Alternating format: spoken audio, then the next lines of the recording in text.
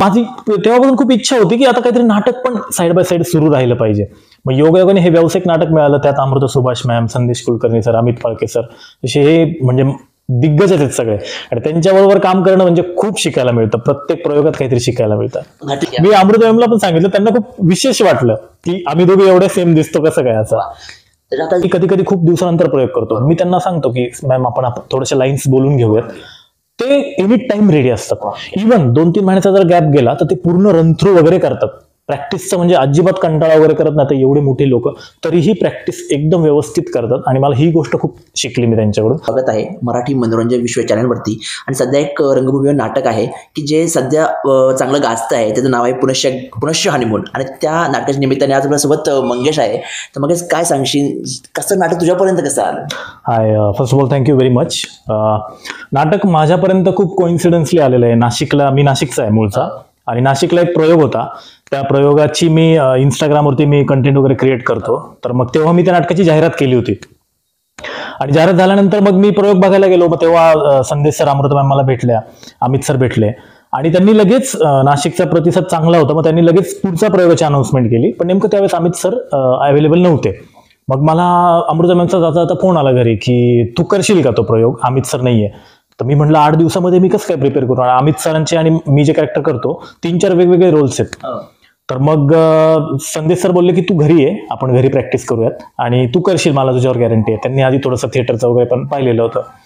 मग मी त्यांच्या घरी गेलो. आम्ही 3-4 दिवसामध्ये पूर्ण प्रॅक्टिस केली. आणि मग नाशिकचा प्रयोग मी केला, अमित सरांचा रोल.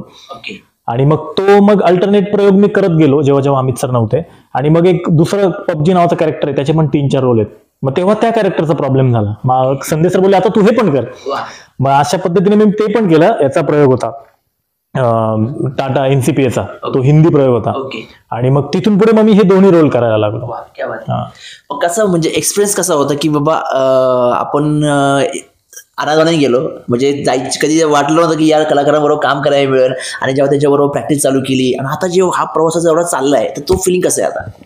आता खरं तर खूप भारी वाटतंय. माझी पहिल्यापासून इच्छा होती की जेव्हा मी लॉकडाऊनच्या आधी आम्ही थिएटरच करायचो, एकांकिका स्पर्धा, नाटक वगैरे.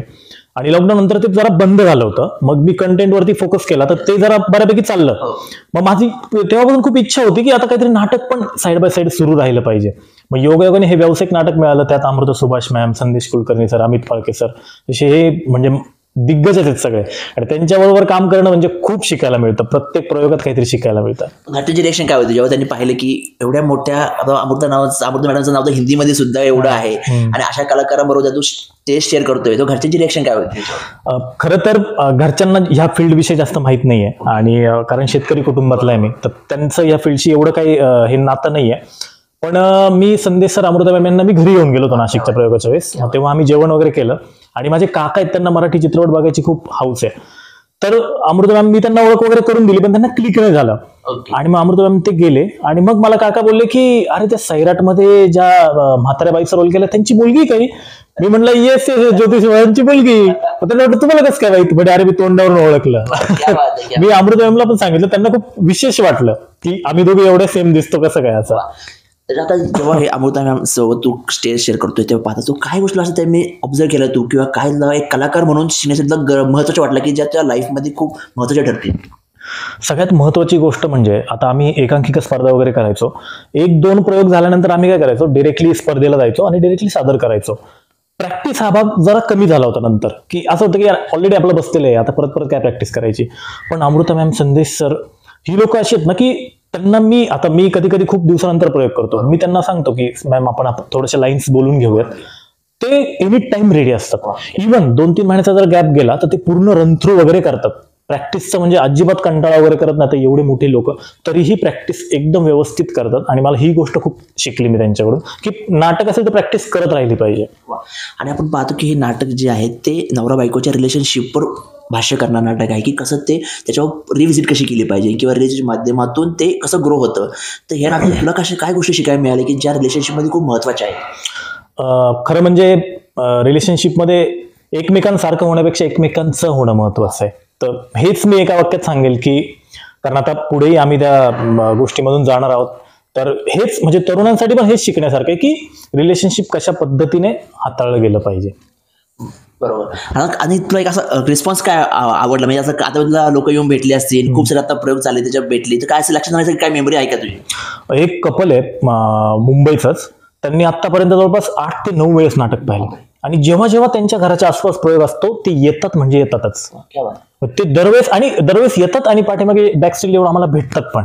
वाह, क्या आणि त्यांनी मला सांगितलं होतं, आणि मागच्या वेळेस तू तो रोल केला होता, यावेळेस तू हा रोल केला. मी त्याला कन्फ्युजन की आता हा सगळंच करतोय, आता हा कोणता आहे, त्याला मला उत्सुक असं की म्हणजे आज हा कोणत्या रोलमध्ये आहे ते. अमृता मला म्हणतात की आता तू काम कर संदेश आणि माझं पण शिकून घे, म्हणजे तू सगळ्यांचं करशील.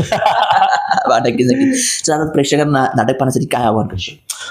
नक्की तुम्ही तुमच्या शहरात जिथे कुठे पुनश्च निमंत्रण प्रयोग असेल तेव्हा नक्की या. फॅमिली ड्रामा आहे, लहान मुलांना शक्यतो आणू नका, कारण तुम्हाला नाटक पाहिल्यानंतर समजेलच. अगदीच तसं काही नाहीये, पण मग तरी पण अतिशय सुंदर नाटक आहे आणि नाटक कसं टिकवलं गेलं पाहिजे यावर भाष्य करणारं नाटक आहे.